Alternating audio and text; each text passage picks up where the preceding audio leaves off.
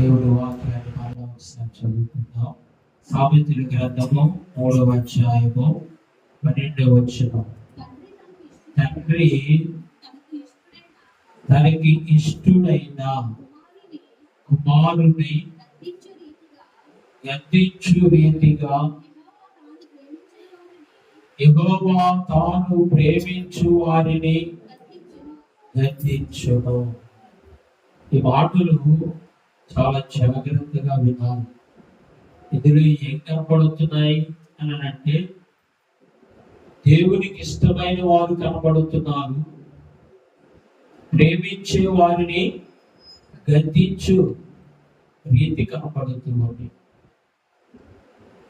పిల్లరా, బైబిల్ పండుగ అని చెప్పుకుంటున్నాం కదా, అంటే బైబిల్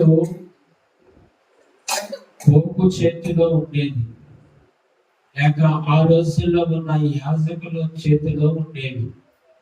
ఆ రోజుల్లో మనకు తెలిసి చెప్పుకోవాలంటే క్యాథలిక్ అని అంటున్నాం కదా, వారే క్రైస్తవులుగా ఉన్నారు.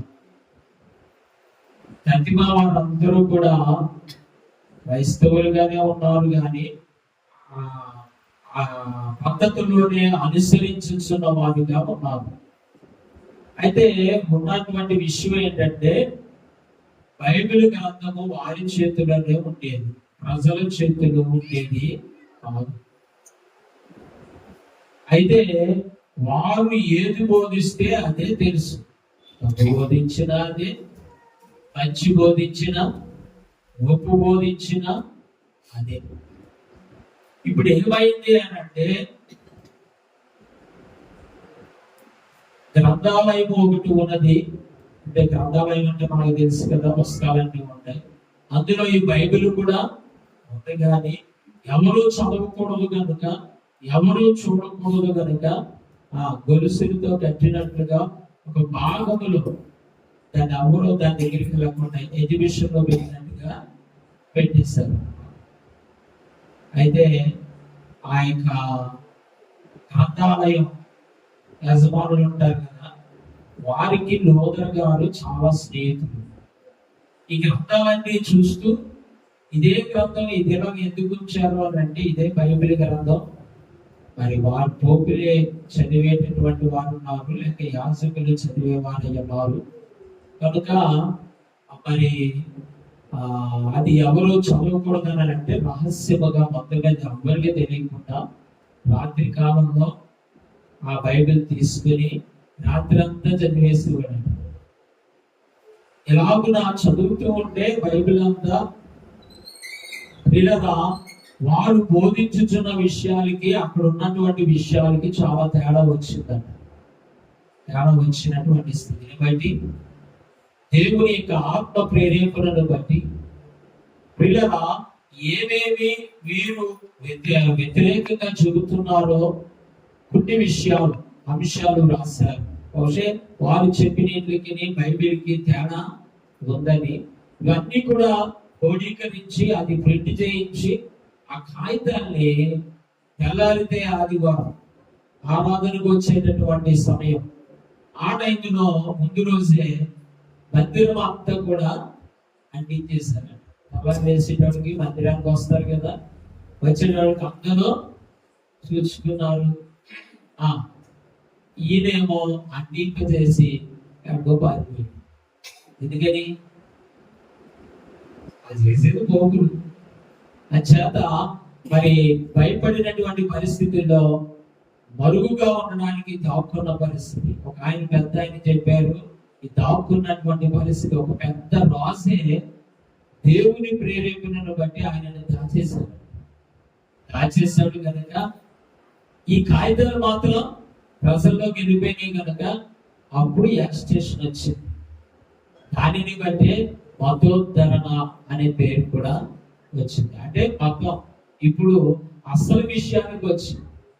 పిల్లగా దేవుని సన్నిధిలో అందరికీ దేవుని వాక్యం తెలియచేయబడి ఉంది.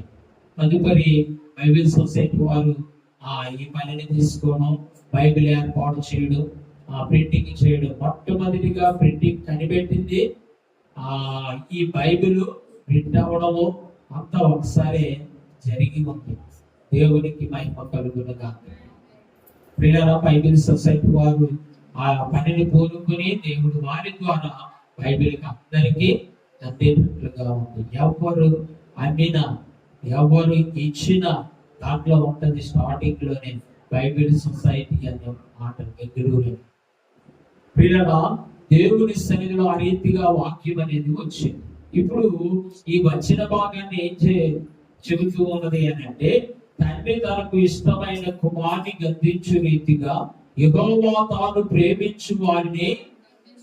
ఆ రోజున దేవుని ప్రేమను బట్టి లోతర్ గారి ద్వారా దేవుడు బైబిల్ దేవుని వాక్యాన్ని బయటికి రప్పించాడు. ఈ రోజున అందరి చేతుల్లో బైబిల్ ఉన్నాయని అంటే ఆ రోజున అంత యాస్టేషన్ ఏం జరిగినా సరే, ఎంత అల్లకొల్లం అయిపోయినా సరే, చంపేద్దామని లోదర్ గారిని చూసినా సరే, బైబిల్ని దేవుడు బయటికి తీసుకుని వచ్చిన వారుగా ఉన్నారు. దేవునికి స్తోత్రం. కనుక వచ్చినటువంటి వాక్యము ఆషామాషి ఏమి కాదు. పిల్లలు అంతేకాకుండా చాలా ఖరీదు కలిగినది. ఈ రోజున ఏదైనా చిన్న పుస్తకం, పాఠ్య పుస్తకాలు కావచ్చు, లేకపోతే వేరే వేరే పుస్తకాలు కావచ్చు, అవి ఎన్నైనా సరే అన్ని కూడా చాలా ఖరీదు కలిగినటువంటి పుస్తకాలు కనబడుతున్నాయి, గ్రంథాలు కనబడుతున్నాయి. బైబిల్ గ్రంథం కూడా చాలా ఖరీదే. ఇప్పుడు ఇంకా ఎక్కువైపోయింది అనుకోండి, అన్ని ఎక్కువైపోయినాయి, ఇది కూడా కొంచెం ఎక్కువైంది, మొత్తం వచ్చింది. ఇప్పుడు ఎంత ఉన్నది మామూలు బైబిల్? మామూలు సామాన్యమైన బైబిల్ 200 విన్నాను, అందుకని పెరిగింది ప్రస్తుతం. అంటే సామాన్యంగా మామూలు బైబిల్ ఉన్నాను కదా, అన్ని 5 ఏళ్ళు పేపర్ వేరు, ఆ పరిస్థితి వేరు. సరే పిల్లల మొత్తం మీద ఏ రేటు పెట్టినా ఇప్పుడు ఉన్నది. నేను అంటాను అది పావువంతు కూడా కాదేమో అంటాను ఆ రేటు. పిల్లల మరి బైబిల్ సొసైటీకి మరి అన్ని సంఘాల నుండి కూడా ప్రతి సంవత్సరం కూడా ఈ సొసైటీ ఖర్చుల కొరకు ఇప్పుడు బైబిల్ తక్కువ రేటుకి వస్తుందంటే తగ్గుమాధనము మరి అన్ని సంఘాల నుండి క్రైస్తవులు అందరి దగ్గర నుంచి కూడా వారు కలెక్ట్ చేసుకుని తీసుకుంటూ ఉంటారు. ఆ రీతిగా మరి పరిచర్య కొరకు చాలా చాలా ధనం ఇచ్చినటువంటి వారిగా కూడా ఉన్నాం. దేవునికి మహిమ కలుగునుగా. కనుక దేవుని వాక్యం ఇప్పుడు మన చేతుల్లోకి వచ్చింది. వచ్చిన వాక్యాన్ని ఎంత సులువైపోయింది కనుక ఎలాగైనా సంపాదించుకోగలుగుతున్నాం కదా అని వాక్యాన్ని నిర్లక్ష్యముగా మనము ఉండకూడదు.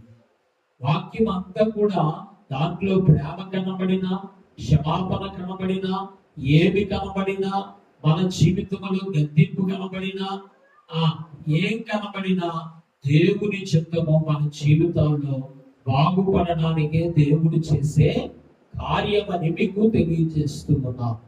దేవునికి స్తోత్రం. చేత వాక్యాన్ని వినేవారుగా ఉండాలి, గ్రహించేవారుగా ఉండాలి.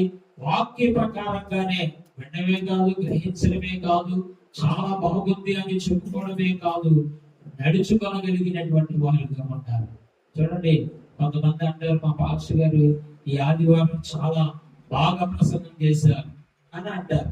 ఏ ప్రసంగం చేశారంటే ఏమో, అని చాలా బాగా ప్రసంగం చేశారు, అంత ఉద్రేకంగా సంతోషంగా చెబుతారు. కానీ ఏం చెప్పారు అనేది అంటే బాగా చెప్పారని అనుకుంటారు, కానీ ఏం చెప్పారు అన్నది మాత్రం ఆలోచనలో లేదు. విన్నారు, మరిచిపోయే కాకుండా విన్నారు. మరిచిపోవడానికి వినడం కాదు, మరి మరిచిపోవడానికి దేవుడు బోధించట్లేదు. జ్ఞాపకం ఉంచుకోవాలి, దాని ప్రకారంగా కూడా నడుచుకుని నిత్య రాజ్యములో ప్రవేశించే సిద్ధపాటు కలిగిన వారుగా ఉండాలి. అందుచేత ఈ రోజు నేను చెప్పే మాట ఏంటంటే, ఈ నెలంతా కూడా దిద్దుబాటు నెల అంటారు. ప్రియులారా గమనించండి, దిద్దుబాటు నెల. కనుక దిద్దుకోవాలంటే ఏం కావాలి? దిద్దులు కావాలి, అవునా? దిద్దుకోవాలి. దిద్దుకోవడం అంటే అర్థం ఏంటి? దిద్దుకోవడం ఎందుకు వచ్చింది? ఏదో పొరపాటు ఉంది, ఆ పొరపాటు మనం దిద్దుకోవాలి. దిద్దుకోవాలంటే ఎప్పుడు దిద్దుకుంటాం?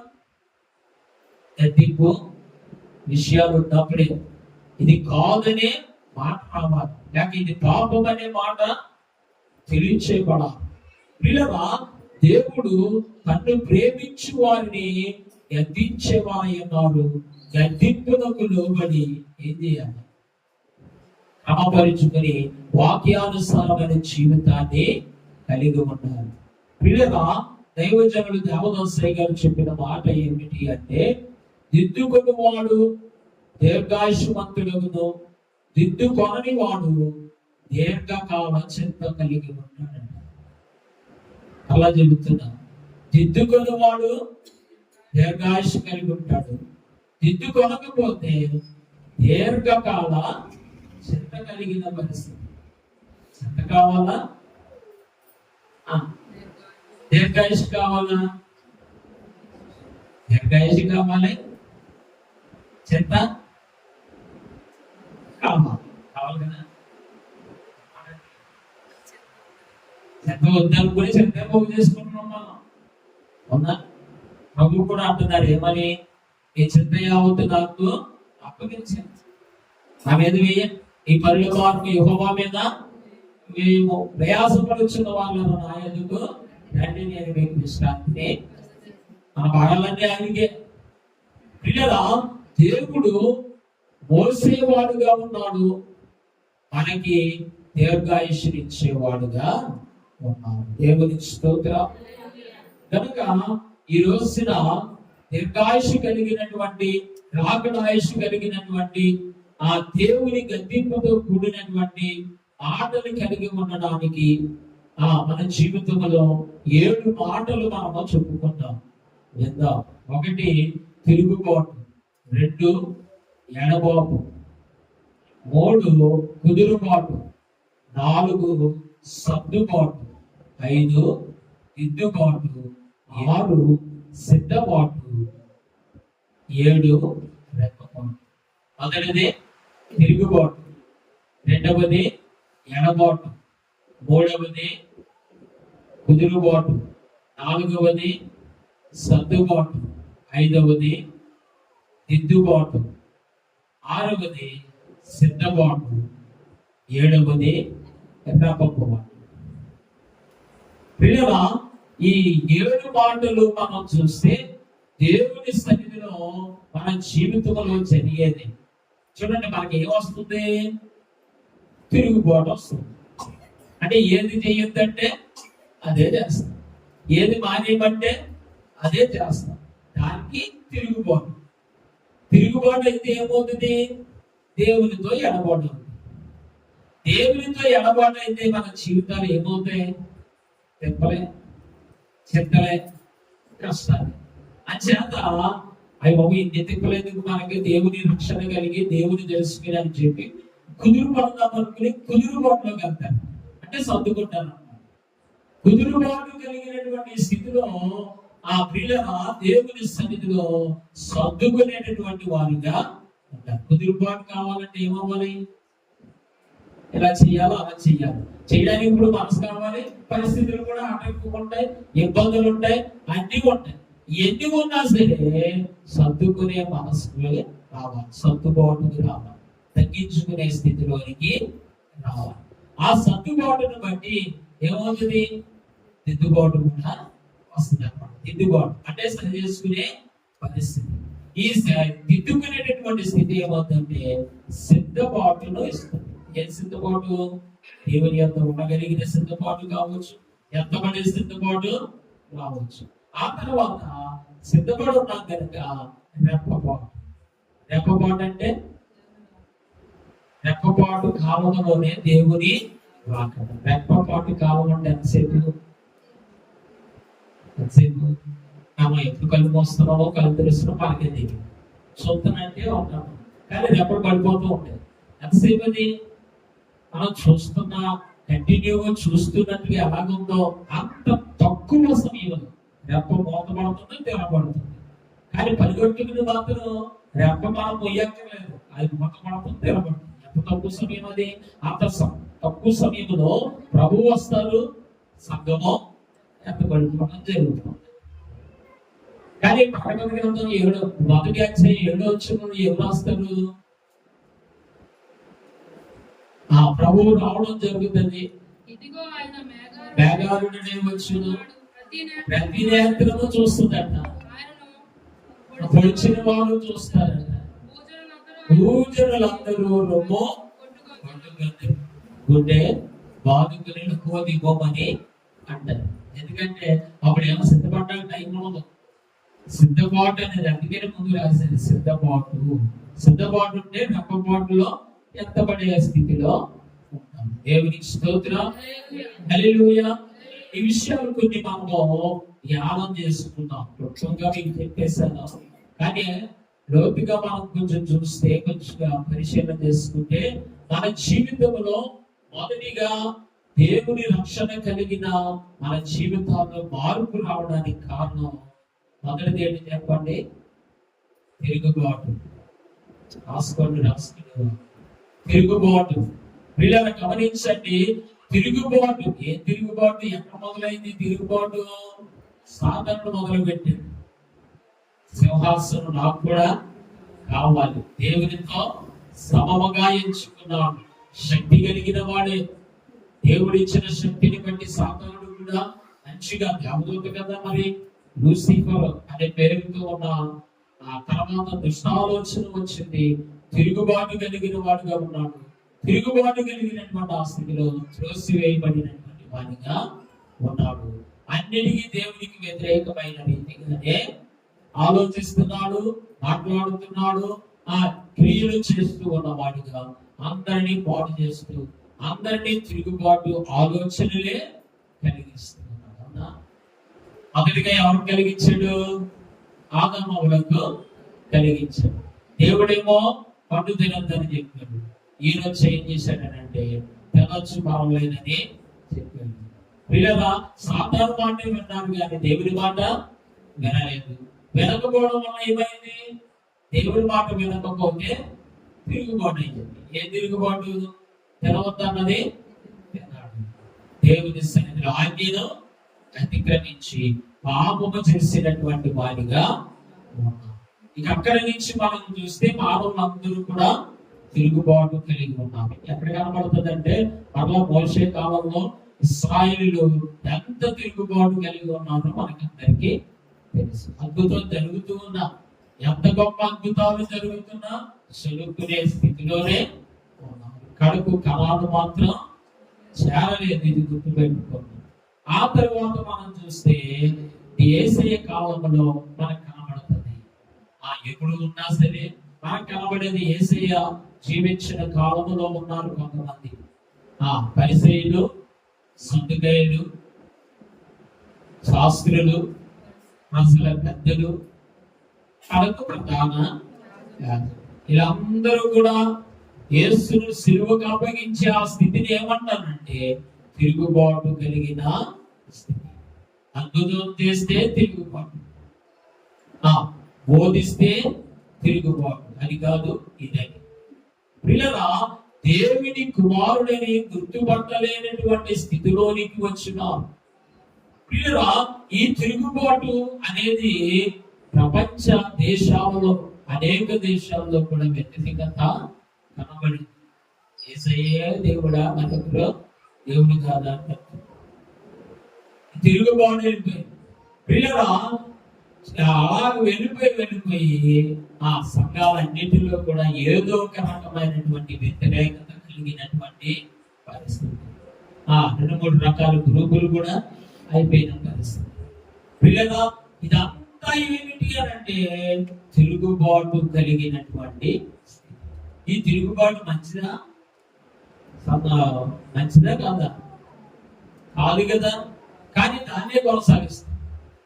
దాని వలన ఎంత వ్యతిరేకతలు వచ్చినా, ఎన్ని తిప్పలు వచ్చినా, కడుపు దాని ఫలితముగా ఏ కష్టము, నష్టము, ఇబ్బంది ఒకవేళ మన జీవితంలో జరిగినా దానిని బట్టి జరిగింది అనుకోలేదు.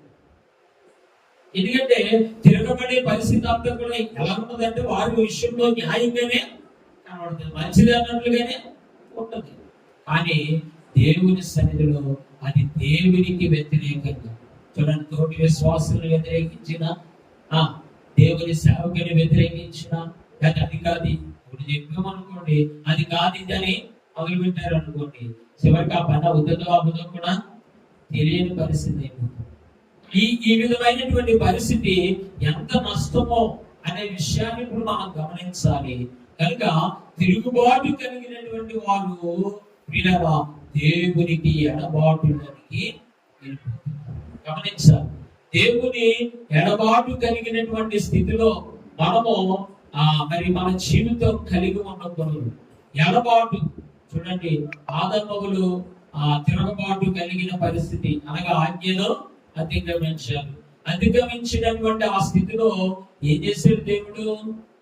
ఏదైనా తోటలో ఉండనివ్వకుండా బయటికి తోసేస్తాడు.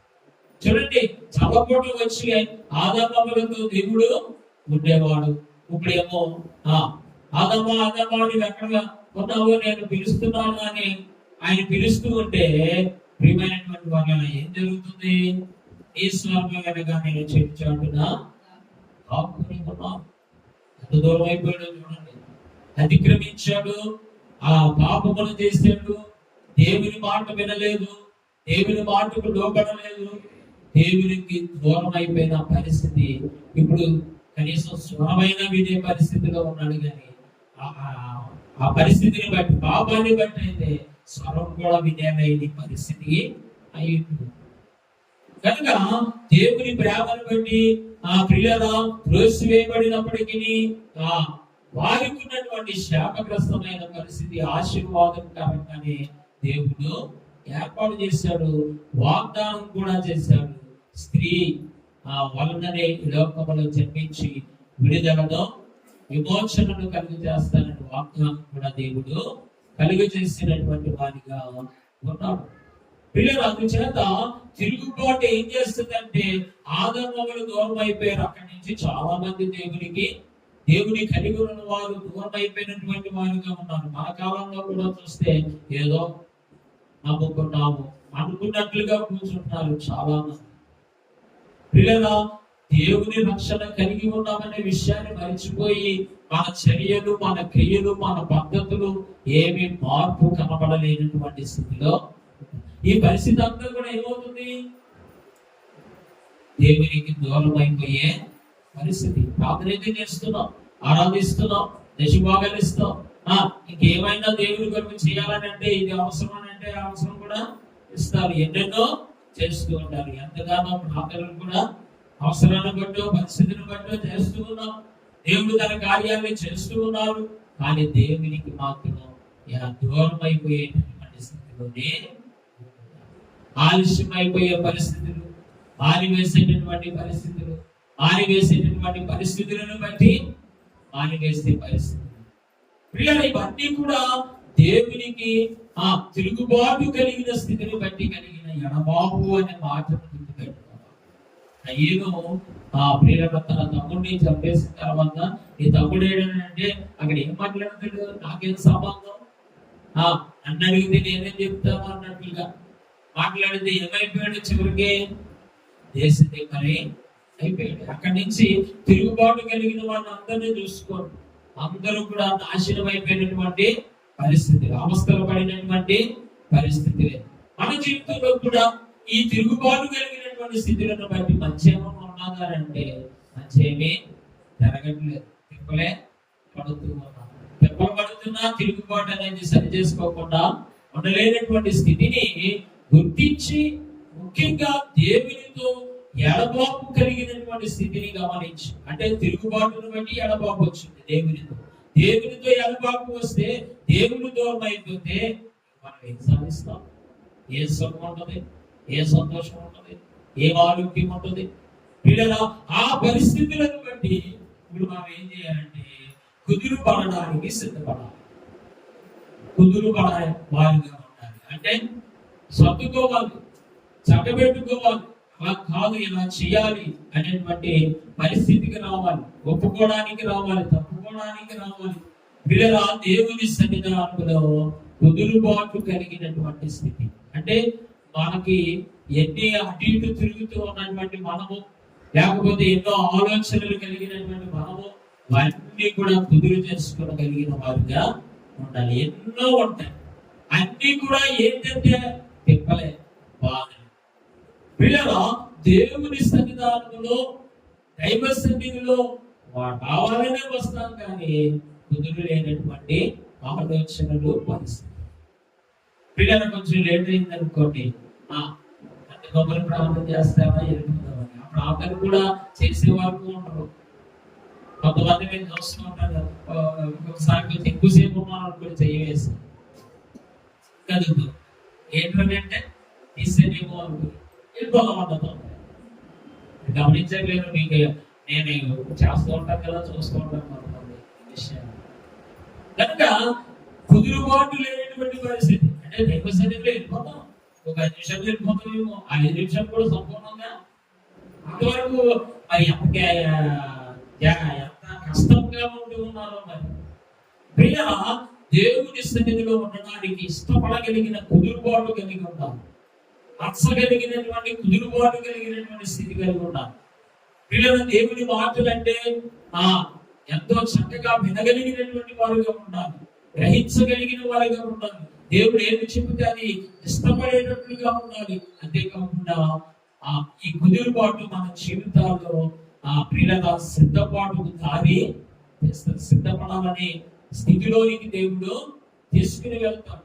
పిల్లల సంఘము మనకి దూరం అయిపోతున్నది, పిల్లల సహవాసం దూరం అయిపోతుంది, దేవుని మాటలు దూరం అయిపోతాయి, ప్రార్థన సహవాసాలు దూరం అయిపోతాయి. రోజున వినండి జాగ్రత్తగా, అనుకున్నటువంటి పరిస్థితులు అన్ని కూడా చూస్తున్నాం. దేవునికి మనం ఎంత దూరం అయిపోతున్నాం, దైవ సహవాసానికి ఎంత దూరం అయిపోతున్నాం. ఈ దూరం అయిపోతున్న ఎడబాపు కలిగినటువంటి ఆ స్థితిని గుర్తించి మన జీవితంలో ఏం చేయాలనంటే కుదురుగా ఉండగలిగిన మనస్సును తెచ్చిపెట్టుకోవాలి. ఈ కుదురుగా ఉండాలని వెళ్ళాలని అనుకుంటాం, రాలేకపోతున్న పరిస్థితి. ఉండాలని అనుకుంటాం, ఉండలేనటువంటి పరిస్థితులు మన జీవితంలో పాతుకుపోయి ఉంటాయి. పిల్లలు అన్నిటి నుండి కూడా విడుదల పొందగలిగిన కుదురుబాటు కలిగినటువంటి ఆ స్థితిలో ఉండాలి. దేవునితో సహవాసం అధికముగా ఉండాలి. పిల్లల దేవునితో ఈ కార్యక్రమాలు, ఈ సంవత్సరం దేవుడు ఎన్నో సహవాసాలు అనుగ్రహించడానికి ప్రత్యేకమైనటువంటి కార్యక్రమాలు, సభలు జరిగినాయి. అబ్బాస్ కార్యక్రమం ఒకటి జరిగింది. ఇంకేం జరిగింది? యవనస్తులు ప్రార్థన చేశారు మన సంఘంలో, యవనస్తుల కమిటీ వారు, అదొకటి జరిగింది. ఇంకా సంఘాలు దర్శించే కార్యక్రమం కూడా జరిగింది. ఇవన్నీ కూడా కొత్తగా ఈ సంవత్సరం చాలా జరిగింది. ఇవన్నీ ఏంటంటే కుదురు పడడానికి, దేవుని సన్నిధిలో మనం కుదురుగా కూర్చోడానికి. కొండ ఉన్నది, దాన్ని కుదురు లేకపోతే కుదురుతుందా? కుదురు అంటారు కదా, పెద్దదే చక్రం ఉన్నది. ఆ కొండ తీసుకొచ్చి దాని మీద పెట్టాము అనుకోండి, కుదురుగా ఉంటుంది. అదే తీసాము అనుకోండి, అది ఎవరు అనుకుంటున్నా, దాంట్లో ఎన్నున్నా ఎండిగా ఉన్నా కుదురు.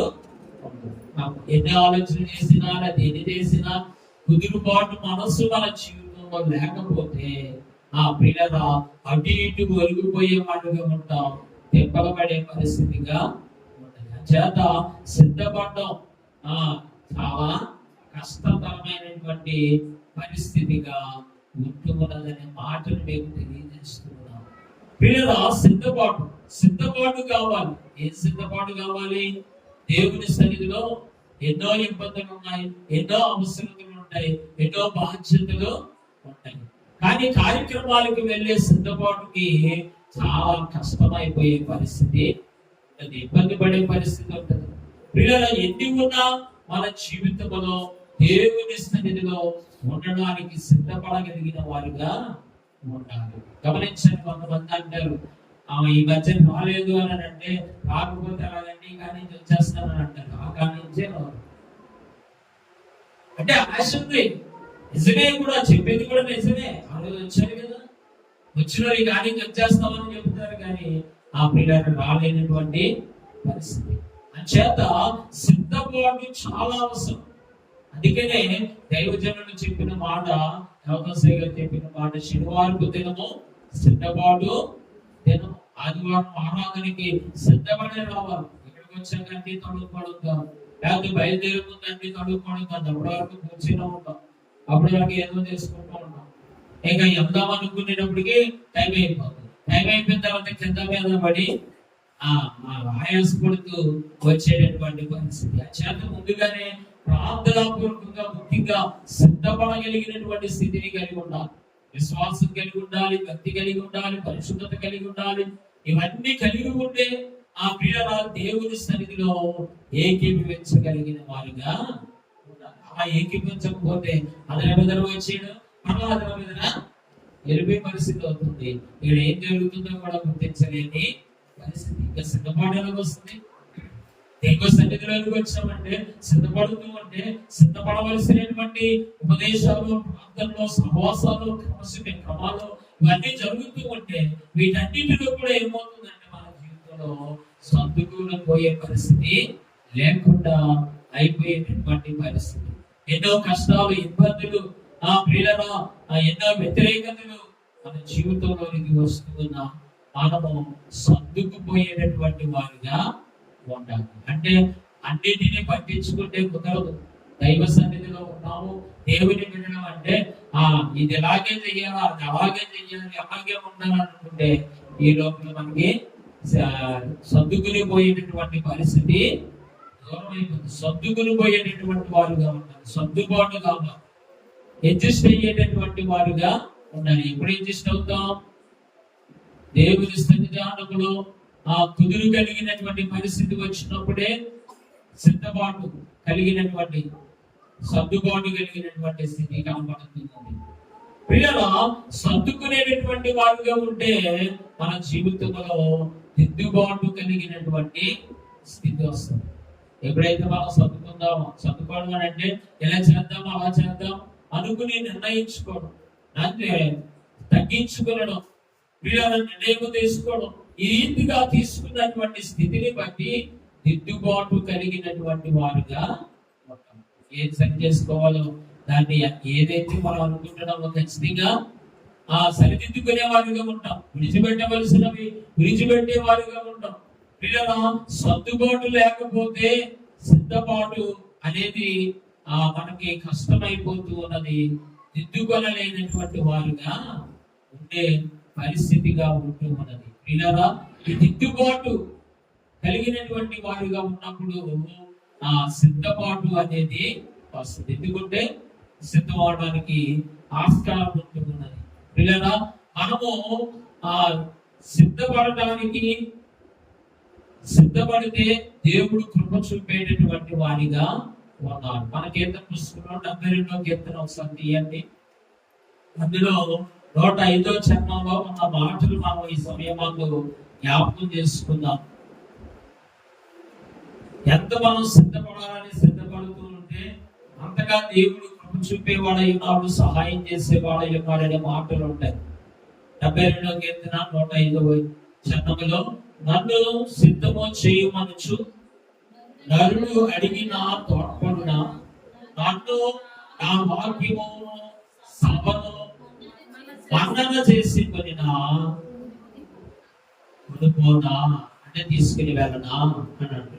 అట్లా చూడండి, నన్ను సిద్ధము చేయమని అడిగిన తోడ్పడనా, సహాయం చేయనా, తోడయ్యుండనా అని అంటే అడిగితే తోడై ఉంటాడు. నన్ను తీసుకెళ్ళినైనా, నన్ను సిద్ధం చేయనైనా, నన్ను నడిపించినైనా అని ఎవరిని అడగాలి?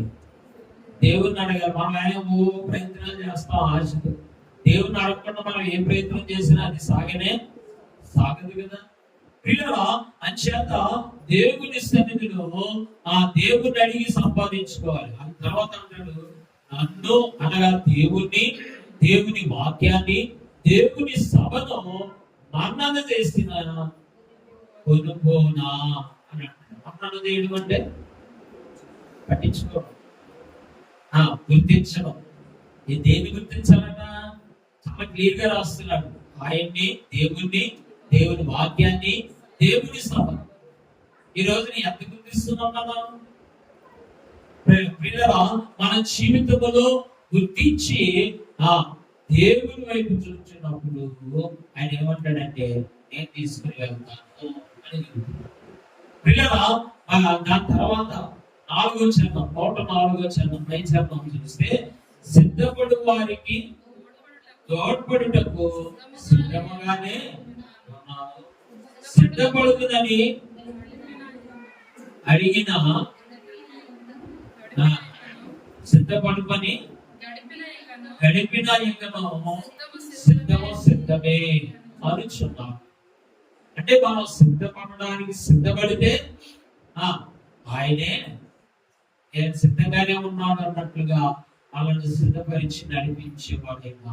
అంటే ఎంత సహకరిస్తున్నాడో దేవుడు అనే మాటను గమనించాలి పిల్లలు. కానీ మనము సిద్ధపడే మనము గుర్తించగలిగిన వారుగా ఉండాలి. మనసు పెట్టడమే కాదు, దేవుని సన్నిధిలో గుర్తించగలిగిన వారుగా ఉండాలి. ప్రభువునే అడగాలి. ప్రభు సహాయం వల్ల మన జీవితంలో ఈ రీతిగా ఉండాలి, ఎలా చేయాలి, త్వరగా దైవని మందిరానికి వెళ్ళాలి, తప్పనిసరిగా వెళ్ళాలి అని దేవుని సన్నిధిలో అధికంగా ప్రార్థన చేసుకునే వారుగా ఉండాలి. బిజీగా ఉన్న పరిస్థితుల్లో ఇంకా ప్రార్థన చేసుకునే టైం ఎప్పుడు ఉంటుంది. కానీ ఆ ప్రార్థన లేక పరిస్థితి దేవుని సన్నిధిలో త్వరగా మనను రానివ్వలేకపోతున్న పరిస్థితి మనం గమనించవలసిన వారిగా ఉండాలి. పిల్లల అంచేత మనం ఒక ప్రయాణం చేస్తామనంటే ఆ ప్రయాణములకు కావలసిన అన్ని కూడా ఏర్పాటు చేసుకోవాలి. మాకు ఒకటే ప్రయాణం ఉండేది, ముఖ్యమైనది. ఆ సభలకు జనవరిలో వెళ్ళేది. ఆ చిన్నప్పుడు మా నాన్నగారు ఏం చేసేవారంటే ముందు నుంచే బట్టలన్నీ బ్యాగ్లో పెట్టేసేవారు. తర్వాత చదువుకునేవారు మళ్ళా తీసి, అంటే కావాల్సినవన్నీ ఒకటి పెట్టేసుకునేవారు. ఒక రోజు కూర్చుని అన్ని ఉన్నాయో లేవు, అప్పుడు చదువుకుందాం అన్నప్పుడేమో అది మర్చిపోతాం. తీరా అక్కడికి వెళ్ళిన తర్వాత అవి మర్చిపోయిన అవసరాన్ని బట్టి గుర్తొస్తుంది. అలా కాకుండా ముందే సిద్ధపడగలిగిన పరిస్థితి. ప్రయాణానికి నిజమే ఏది మనకు కావాలని ఉండి తీసుకుని వెళ్ళలేకపోతామో అది మనకి చాలా ఇబ్బందిగానే ఉండే పరిస్థితిగా ఉంది. అలాగే దైవ సహవాసంకి వెళ్ళేటప్పుడు కూడా కొంతమంది చూస్తాను నేను, ఏం మర్చిపోతారో అట్లా వెళ్ళి ఇల్లు దగ్గర కాబట్టి వెళ్ళి వస్తున్నారు. అదే దూరం అయితే ఏం చేస్తారు పిల్లల దేవుని సన్నిధానంలో కనుక అటువంటి వారుగా కాకుండా ముందుగానే సిద్ధపడగలిగినటువంటి వారుగా దేవుని ఎదుట మనం ఉండవలసిన వారమై ఉన్నాం. ఏదైనా ఒక ఫంక్షన్కి వెళ్ళాలనుకోండి, టైం అయిపోయింది అనుకుని ఎలా పడితే అలా వెళ్ళిపోతామా? ఎలా ఎంత టైం అయిపోయినా సరే ఎంత తయారవ్వాలంతా తయారయ్యే వెళ్తాం. అంత తయారైనా ఎవరన్నా ఇదేంటిది ఎలా ఉందని అంటే బాధ. సిద్ధపాటుకు సమయము ఎలాగ ఫంక్షన్లు కావడానికి అవసరం అవుతుందో అలాగే దైవ సన్నిధికి వెళ్ళడానికి కూడా సిద్ధపాటు కలిగి ఉండాలి. మనసు సిద్ధపరచుకోండి, మన దేహాన్ని సిద్ధపరచుకోండి. అన్ని చక్కగానే సిద్ధపడగలిగినటువంటి వారుగా విశ్వాసాన్ని, నిరీక్షణను, పిల్లల ప్రార్థన జీవితాన్ని, భక్తి జీవితాన్ని సమస్తమును కూడా సిద్ధపరచుకోగలిగిన వారుగా ఉండాలి. అప్పుడు మనకు రెప్పపాటు కాలం ఉన్నదికి లేక పని ఉన్నది రాకడకు ఎంత పడేవారుగా ఉంటాం. పిల్లల జానయ్య గారు ఒక పాట పాడేవారు, రెప్పపాటులో చాలా పాట పాట. దేవునికి మహిమ కలుగును కాక. రెప్పపాటు కాలంలో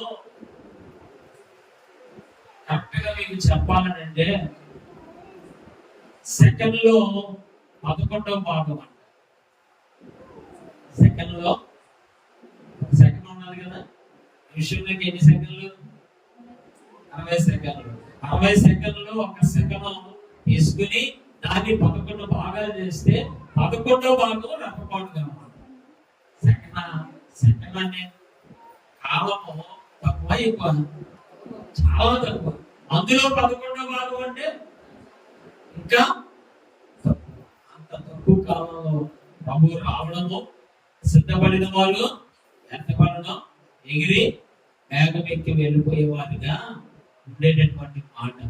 ప్రియమైనటువంటి వాళ్ళ దేవుని సన్నిధిలో మరి శిష్యుల కాలంలో, యేసయ్య కాలంలో రాకడ గురించినటువంటి అనేక మాటలు తెలియపరచు వస్తూ అతని నిబంధనలో కూడా అక్కడక్కడ రాకడల గురించి మనకి కొన్ని సాదృశ్యాలు కనబడుతుంది. పిల్లల ఎన్ని వెతుకున్నా ఎరిగినటువంటి మన జీవితాల్లో ఎంతవరకు మనం సిద్ధపడగలిగినటువంటి వారుగా ఉన్నామో చూచుకోగలిగినటువంటి వారుగానే ఉన్నాము.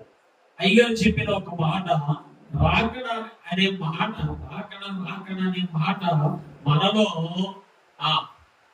అరిగిపోవాలి. రాకడని మాట మన జీవితంలో అరిగిపోయినట్లుగా మన తలంపు, మన మాటలు, మన పనులు కలిగినటువంటి వారిగా ఉండాలి. కానీ నలిగిపోకూడదు. అలాంటి వారు రాకడకు సిద్ధపడలేరు. చూడండి, అరిగిపోవాలని కానీ నలిగిపోకూడదండి. అర్థమైందా మాట? అర్థమైందా? పిల్లలు గమనించండి, నలిగిపోవడము, అరిగిపోవడానికి నలిగిపోవడానికి చాలా తేడా ఉంది. పిల్లల నలిగటము అని అంటే చూడండి, నెవరు వేసుకుని అంటే నలిగిపోయినంతగా సులువు అయిపోయిందని చెప్తాను కదా. అలా నలిగిపోవచ్చు కానీ పిల్లల అరిగిపోవచ్చు కానీ నలగడం అంటే శ్రమపడినట్లుగా ఉండకూడదు, కష్టపడినట్లుగా ఉండకూడదు. పిల్లల శ్రమగా ఉండకూడదు. నా భక్తి అయినా విశ్వాసమైన ఉండాలి. ఈ మధ్యకాలంలో శ్రమల గురించి ఒక మాట చెబుతున్నాను. ఏమని? శ్రమలుగా శ్రమలే శ్రమలాత్మకు శ్రమలు ఏమైంది? ఇప్పుడు ఉపకారమైంది. ఇక్కడ ఎత్తబడేటటువంటి స్థితి అరిగిపోయినట్లుగా ఉండాలి కానీ శ్రమ పడినట్లుగా నలిగిపోయినట్లుగా సంతోషంగా సిద్ధపడాలి. చూడండి, ప్రయాణానికి అయితే తీరం వెళ్ళిపోయిన తర్వాత హాయిగా ఉంటుందేమో కానీ ఈ లోపల ఎంత ఐదని పడిపోతాం అది నలిగిపోవడం. అదే అన్ని సిద్ధం చేసుకుని ఫ్రీగా బయలుదేరి సమయానికి ముందే బయలుదేరి చక్కగా ప్రశాంతంగా మనం వెళ్ళిపోయామనుకోండి, ముందుగా రిజర్వేషన్ చేయించుకుని చక్కగా రిజర్వేషన్ వరకు వెళ్ళి ప్రయాణం సాగిందంటే చాలా నలుగులాంటి లేకుండా వెళ్ళినటువంటి స్థితి. కానీ అరిగిపోయినంత శ్రమపడ్డారు అంటే అరిగిపోయినంతగా సిద్ధపడినటువంటి చురుకుదనం కలిగినటువంటి స్థితి. అదే ఆకలిలో కూడా ఆ రీతిగా మనం కలిగిన వారుగా నిలిచిన వాళ్ళగా మన జీవితంలో దేవుడు ప్రియులరా ఈ బైబిల్ దేవుని వాక్యాన్ని తిరుగుబాటు లేకుండా ఉండాలి. నా ప్రియులరా దేవుని సన్నిధిలో ఎడబాపు కలిగి ఉండకూడదు. ఆ ఎడబాపు కలిగి ఉంటే కుదురుబాటును సంపాదించుకోవాలి. కుదురుబాటు కలిగిన వారు సర్దుబాటు కలిగినటువంటి వారుగా ఉండాలి. సర్దుబాటు కలిగినటువంటి వారు దిద్దుబాటు కలిగిన వారుగా ఉంటారు, దిద్దుకునే వారుగా. తర్వాత సిద్ధపాటు కలిగిన వారుగా ఉంటారు. సిద్ధపడిన వారే రెప్పపాటు కాలంలో ప్రభువుని ఎదుర్కొనే వారుగా సిద్ధపడాలి. వారుగా ఎంతవరకు ఈ సహవాసాలు దేవుని యొక్క వాక్యం ప్రకారముగా నడుచుకుని మన జీవితాల్లో సిద్ధపడుతున్నామో చూసుకోవాలి. ప్రభు అంటాడు, గద్దింపు ప్రేమతోనే గద్దింపు వస్తుంది. అది మనం కోపం పెట్టేసుకుని ద్వేషాన్ని పెట్టేసుకుని దేవుడిచ్చే మాటను దూరం చేసుకోకుండా, దేవుని చిత్తము దూరం చేసుకోకుండా, దేవుని ఇష్టాన్ని దూరం చేసుకోకుండా మన జీవితాన్ని దగ్గరగా దేవునితో సంబంధం కలిగిన వారిగా, ఇష్టపడగలిగిన వారిగా, ఆ ప్రియుల నడుచుకోగలిగినటువంటి వారిగా దిద్దుకునే దేవుని ప్రేమను కడుగు ఎంతబడే స్థితిలోనికి తీసుకుని వెళ్ళాలి. సామెతల గ్రంథంలోనే ఒక మాట ఉంటుంది, దేవుని ప్రేమించు వారిని ఆస్తికర్తలుగా చేస్తానన్నారు. దేవుని ప్రేమించే వారుగా మనం ఉండినప్పుడు ఆస్తికర్తలుగా చేస్తానంటే అన్నిటికన్నా మించింది రాకడికి ఎంతబడే ఆస్తిగా దేవుడు ఉంచేవాడైన. ఈ లోపల ఎన్నన్నా ఎత్తబడకపోతే ఏం లాభం? కనుక ఎత్తబడినటువంటి ఆ స్థితి దేవుని ప్రేమించే వారుగా ఉంటారు. దేవుని ఎవరు ప్రేమిస్తారు? ఆయన ఆజ్ఞలు గైకొన్న వాడే, ఆయన మాట గైకొన్న వాడే, ఆయనకి ఇష్టమైన రీతిగా నడుచుకున్న వాడే దేవుని ప్రేమించి వారి మాటలన్నీ బైబిల్ గ్రంథంలో ఉన్నాయి. కనుక ప్రభు సన్నిధిలో దేవుణ్ణి ప్రేమించే వాడుగా ఉండాలి. మనల్ని ప్రేమించి మన కొరకు, మనం ఇంకనూ పాపులమై ఉండగా మన కొరకు మరణించినటువంటి వాడిగా ఆయన మరణము ద్వారా మనకి జీవమును దేవుడు దానం పోసి నూతనత్వ జీవాన్ని కూడా నిర్లక్షణంలో ముందు కూడా మనం అదే విన్నాం.